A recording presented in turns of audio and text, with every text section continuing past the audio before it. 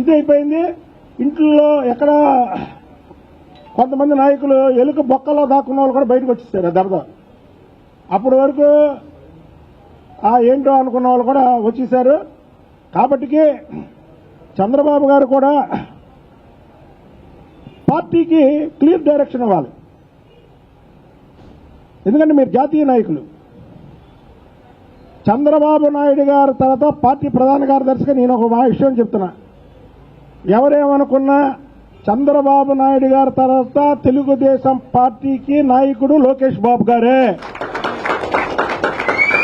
అలాగే చంద్రబాబు నాయుడు గారి తర్వాత తెలుగుదేశం పార్టీ ముఖ్యమంత్రి క్యాండిడేట్ లోకేష్ బాబు గారే.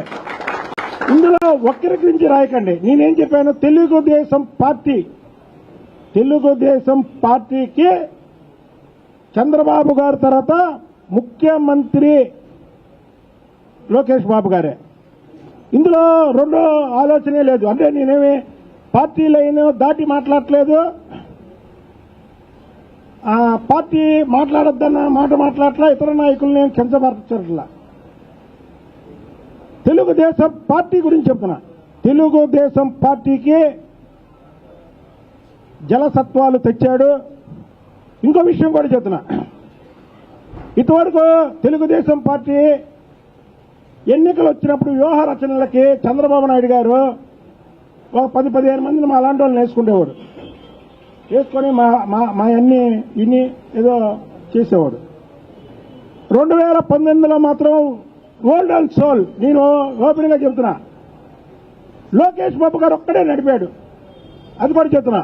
ఇది ఈ ఎన్నికల మొత్తం కూడా లోకేష్ బాబు గారే నడిపాడు.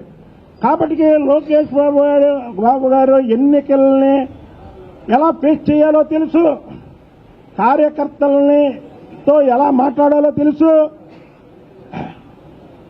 పార్టీ అయిపోయింది అన్న టైంలో పార్టీని ఎలా లేపాలో తెలుసు. అంతకంటే వారసత్వం అక్కర్లా. అంతకంటే లోకేష్ బాబు గారికి తెలుగుదేశం పార్టీలో ఎప్పుడైనా చంద్రబాబు గారు నిండు నూరేళ్ళు జీవిస్తారు. కానీ చంద్రబాబు గారి తర్వాత పార్టీకి దశ దిశ నారా లోకేష్ బాబు గారే. అలాగే తెలుగుదేశం పార్టీకి చంద్రబాబు గారి తర్వాత ముఖ్యమంత్రి క్యాండిడేట్ లోకేష్ బాబు గారే అని తెలియజేస్తున్నా. ఏంటి, ఆయన పుట్టినరోజు నాడు ఇవాళ కార్యకర్తలు రాష్ట్రం మొత్తం కూడా అనుకునే మాటలు, నేను పార్టీ కూడా మాకు లైన్ ఇచ్చింది. ఏమని, మీరు అనవసరంగా ఏం మాట్లాడొద్దని. నేను ఇప్పుడు ఏమి అనవసరంగా మాట్లాడాల. నా తెలుగుదేశం పార్టీ గురించి, తెలుగుదేశం పార్టీలో తర్వాత ఎవరో నాయకులు అనే దాని మీద మాత్రం క్లారిటీ ఇవ్వాల్సినటువంటి బాధ్యత పార్టీ మీద ఉంది. పార్టీలో ఒక ప్రధాన కార్యదర్శిగా మా పార్టీ ఇది తెలుగుదేశం పార్టీ అనేది మా పార్టీ. మా పార్టీ అంటే మనందరి పార్టీ. మా పార్టీ అంటాం ఓన్గా. ఎవరన్నా మీ పార్టీ అంటారు కదా బయట వాళ్ళు. అలాగే మా పార్టీ అంటే మనందరి పార్టీ. చంద్రబాబు గారు, లోకేష్ బాబు గారు, మేము, ఇప్పుడు నాయకులు, ఎమ్మెల్యేలు, ఎంపీలు, మంత్రులు అందరూ. కాబట్టి మా పార్టీ విధానం గురించి నేను చెప్పడానికి నాకు రైట్ ఉంది.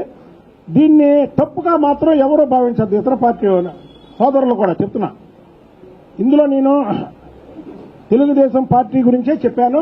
మీరు దయచేసి తప్పుగా మాత్రం ఇందులో అనుకోకండి. తెలుగుదేశానికి మాత్రం చంద్రబాబు నాయుడు గారి తర్వాత దశ దిశ పార్టీకి లోకేష్ బాబు గారే.